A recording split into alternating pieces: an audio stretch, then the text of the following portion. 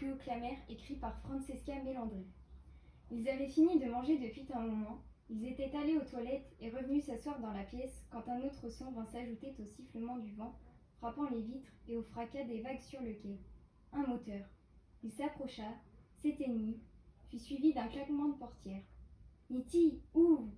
Une voix rocailleuse qui ne doutait pas de l'obéissance de l'autre, le directeur. Louisa, d'un regard interrogateur, dit « C'est lui ?» Paolo mit un doigt sur ses lèvres. « Oui. » Ils tendirent l'oreille. La voix se fit impatiente. « Nitti, vous êtes là ?» Même si personne n'aurait pu les voir de l'extérieur, pas même le nez écrasé sur la vitre de la fenêtre, Paolo et Louisa reculèrent dans la pièce pour mieux se cacher. Les palourds se mirent à aller et venir devant le palais de verre, puis s'arrêtèrent agacés. Au bout d'un moment, on entendit un claquement de portière et un moteur qu'on rallumait.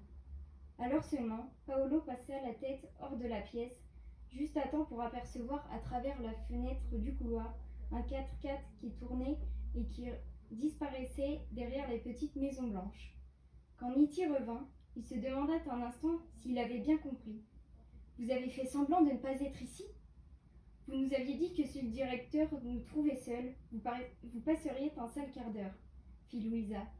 Nitti les regarda, incrédule. « C'est-à-dire, vous vous êtes cachés pour moi ?» Paolo haussa les épaules et acquiesça. Nitti contempla en silence ce phénomène jamais observé jusque-là dans la nature. Des parents de chamois de la spéciale qui sauvaient la mise à un maton. Il resta si immobile, sans voix, transfiguré, que même le vent et les courants d'air semblèrent se calmer un instant.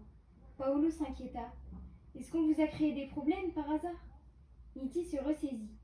Il souffla fort par le nez, dans un demi-éclat de rire. « Des problèmes ? Vous plaisantez ?